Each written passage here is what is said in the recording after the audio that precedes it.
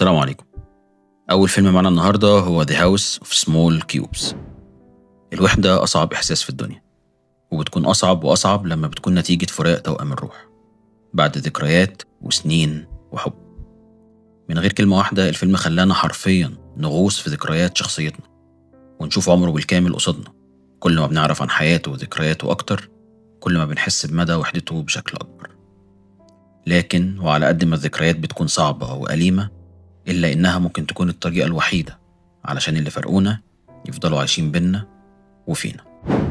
الفيلم التاني هو The Phone Call. إيه اللي بيبقى لنا بعد الفراق؟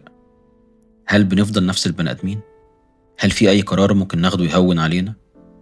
ليه الدنيا بتضيق وبتصغر في عينينا؟ ليه بتهون علينا نفسنا؟ مليون سؤال، وكل رد هيفتح الجرح من تاني، ده لو كانت قفل أصلا. مكالمة تليفون بتحط نهاية لقصة حب، في نفس الوقت بداية لقصة جديدة. هيذر بتتلقى اتصال برغم صعوبته بيفكرها بحياتها اللي نست تعيشها. فيلم عن الحياة والموت والحب.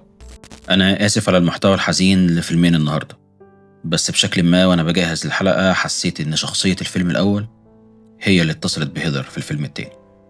لما هتتفرجوا على الفيلمين هتفهموا قصدي. استنوني كل يوم 2 الساعة 2 علشان نرشح أفلام أكتر. سلام.